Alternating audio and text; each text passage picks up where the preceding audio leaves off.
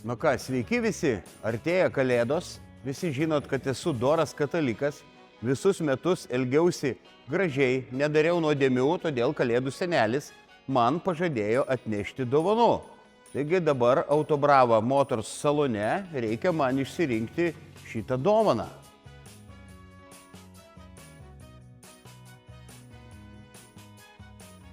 Ką, mėlyna, raudona. O, čia tai geras. Va čia tai dovanėlė. Renkuosi šitą. MG Motor mašinytę šitą. Na, kai paimsiu, tai čia visos merginos bus mano. Kosmosas, tiesiog fantastika.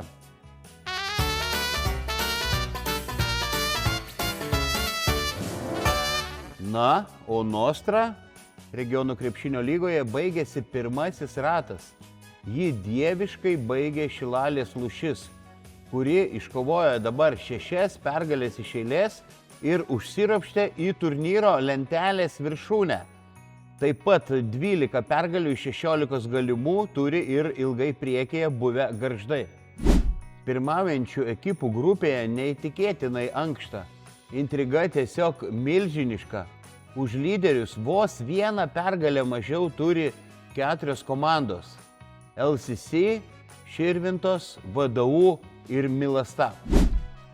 Širvintose vyko praėjusio sezono B diviziono finalo pakartojimas. Ir galima teigti, kad širvintiškiai iš dalies atkeršijo gargždiškiams.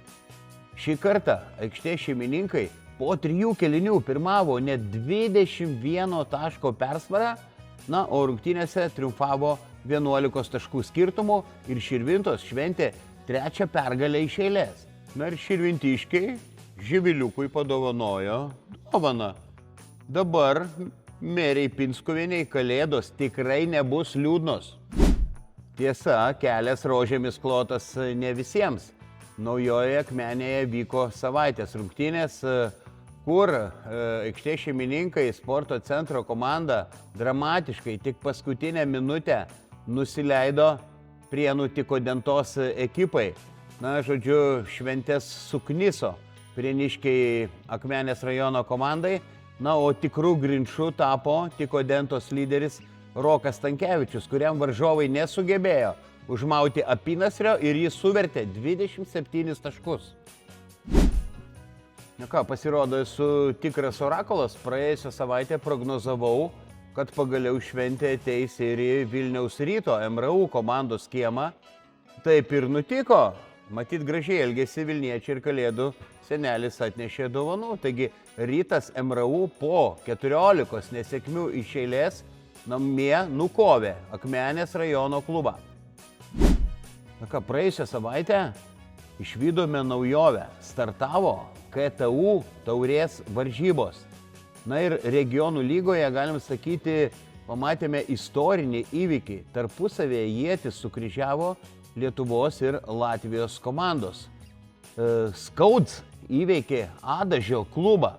Ir tai, aišku, istorinė pergalė ir pačiam skuodui. Na ką, gal užteks apie krepšinį. Linkiu jums ramių kūčių, paragaukit 12 patiekalų, tik nevalgykit mėsos. Na, o per Kalėdas jau galit prisikirsti kisotės, galit nepamažinti nealkoholinių gėrimų. Kiti metai yra arklio metai.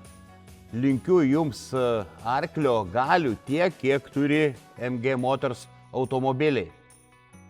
Susitiksim kitais metais, o aš jau važiuoju į 2026. Iki.